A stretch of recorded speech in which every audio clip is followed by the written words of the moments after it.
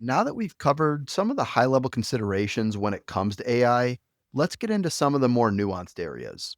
Businesses in pretty much any industry are eager to get their hands on AI solutions. They've seen the impacts that could have on organizations from both an efficiency and a quality standpoint, and it's something that a lot of teams are looking to incorporate into their workflows.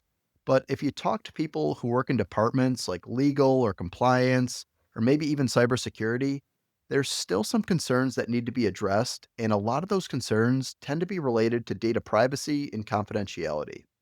So let's start with one of the more obvious concerns.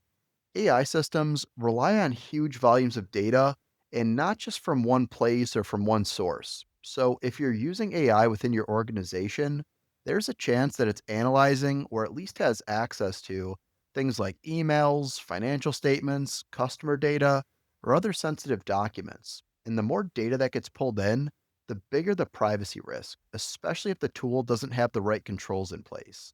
So be aware of this phenomenon, especially if it's your job to evaluate the risk of these types of solutions. There can be a pretty huge surface area for something to go wrong in a lot of cases. Another common concern is vulnerabilities or bugs that might exist within these AI models.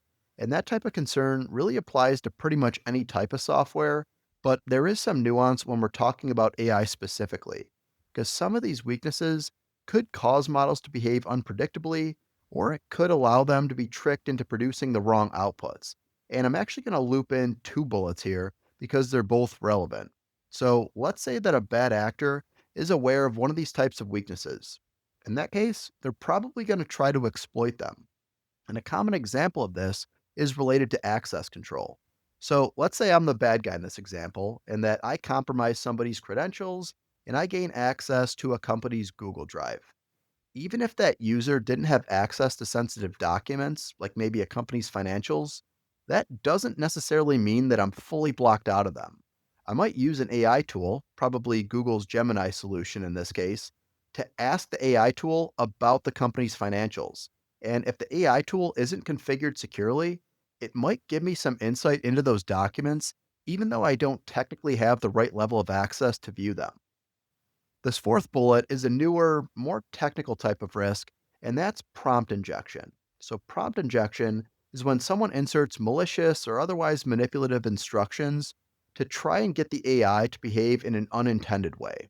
For anyone who has experience with databases, this is kind of similar to SQL injection, but for language models, and it could potentially allow somebody to hijack the model's behavior. Model exploits are another type of technical attack, but this one goes beyond just using prompts to facilitate an attack. So, model exploits happen when bad actors try to manipulate the underlying system to extract training data or to force the model to create some type of harmful content. If you remember back a few sections, there's several different layers to these AI solutions, and a bad actor could try to attack any one of those layers to gain unauthorized access or to try and create some level of damage. These types of attacks are a lot more advanced than just using prompts to carry out an attack, but they're becoming more common as AI becomes more widely adopted by different businesses. Another big concern is the increased complexity of cyber attacks.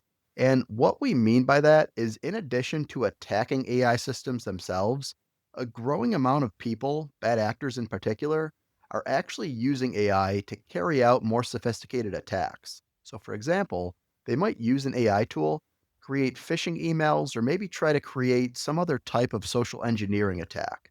They might even go a step beyond that and try to use AI to create malware or other files that could potentially evade fraud detection. So, while AI is a great tool to detect potential attacks, it can also be used to generate some of those more sophisticated attacks too.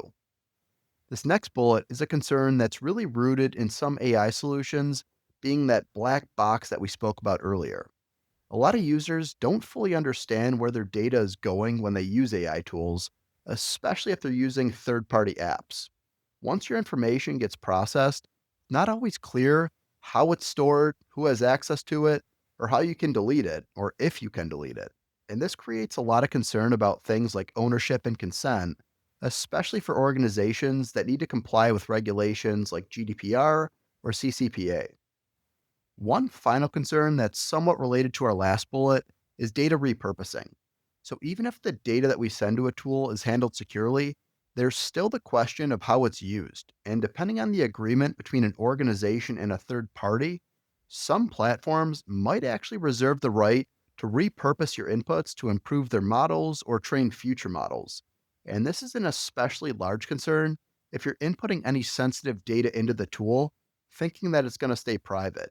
You might very well end up contributing that data to a project or to an initiative that's a lot broader than you initially expected. Now, the takeaway here isn't that we need to abandon AI because of these potential issues, but we do need to at least be aware of these risks. And coming up shortly, we'll give you some ideas of ways that you can protect yourself and your organization against those types of risks.